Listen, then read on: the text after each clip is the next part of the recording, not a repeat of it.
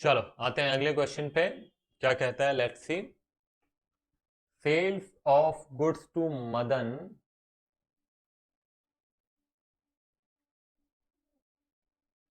ये तो पहले भी था ट्रांजेक्शन। ठीक है।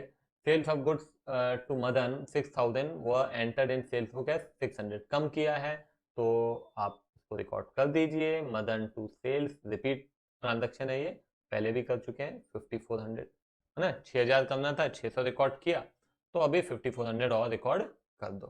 ठीक है। Credit purchase of 1,500 from Ajay has been wrongly pass through sales book.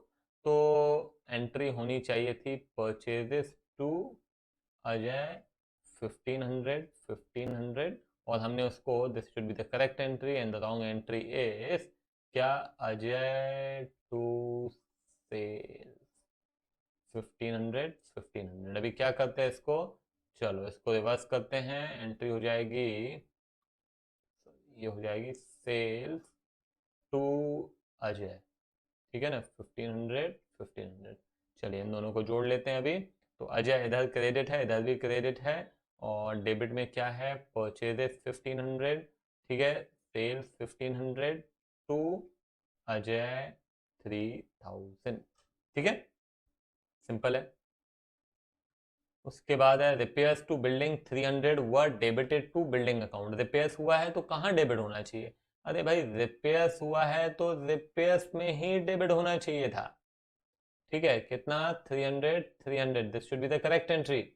नई बिल्डिंग खरीदी, मतलब सेकंड हैंड एक बिल्डिंग खरीदी और रिपेयरिंग करवाया तो बिल्डिंग अकाउंट में जाता है ना। यहाँ ऐसा कुछ नहीं है, रिपेयरिंग कराया सिंपल बिल्डिंग में, रिपेयर अकाउंट डेबिट करना चाहिए, मगर हमने कहाँ डेबिट कर दिया, बिल्डिंग अकाउंट डेबिट कर दिया, बिल्डिंग टू कैश। हालांकि ये राइट रॉन्ग रिवर्स करने की आवश्यकता बिल्कुल भी नहीं है। क्यों? क्योंकि रिपेयर अकाउंट डेबिट करना था, आपने बिल्डिंग अकाउंट डेबिट कर दिया।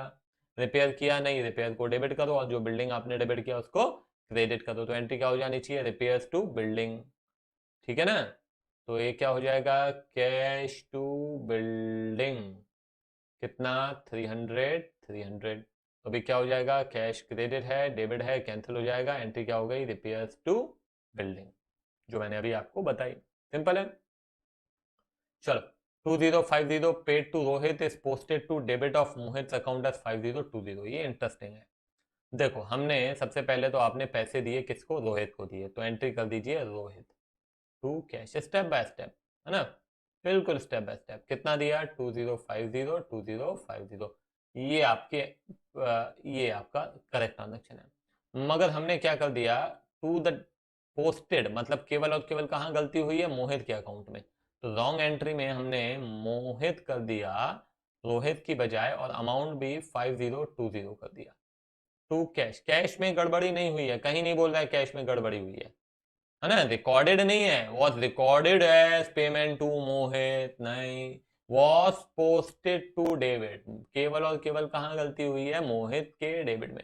क्योंकि कैश बुक बनाया होगा, कैश बुक में आपने जब रोहित को पैसे दिए तो क्रेडिट साइड में आपने लिखा होगा बाय रोहित 2050, और फिर रोहित के अकाउंट में आपको क्या करना चाहिए था, डेबिट करना चाहिए था, वहीं से पोस्टिंग होती है ना, बताया मैंने। तो वो जो पोस्टिंग कर रहे थे, तो पोस्टिंग करने के दौरान मोहित के अकाउंट में पोस्टिंग कर दिया, वो भी 5020। That is the error. और ये गलत ट्रांजेक्शन देख के आप बता सकते हो कि सस्पेंस आएगा नहीं आएगा, कितने से आएगा, किधर आएगा, सब बता सकते हो, ये अपन डिस्कस कर चुके हैं।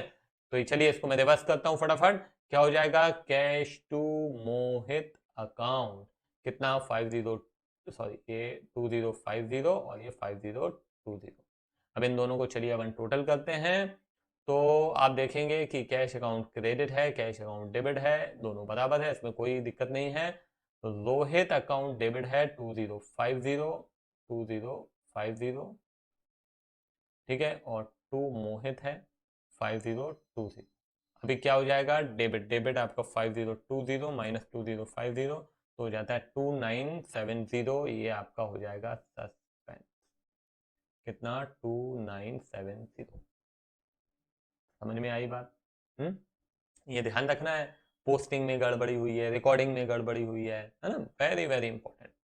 Purchase return book is overcasted, purchase return overcast हो गया। परचेज रिटर्न बुक का टोटल किधर जाता है, परचेज रिटर्न अकाउंट में सर, किधर, डेबिट में कि क्रेडिट में?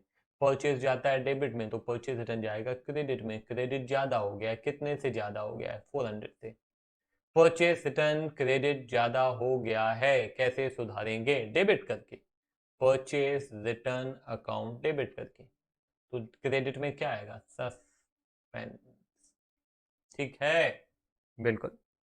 ठीक है, तो बस ये भी आपका क्वेश्चन यहीं पे समाप्त होता है। मिलते हैं अगले क्वेश्चन में। Bye bye.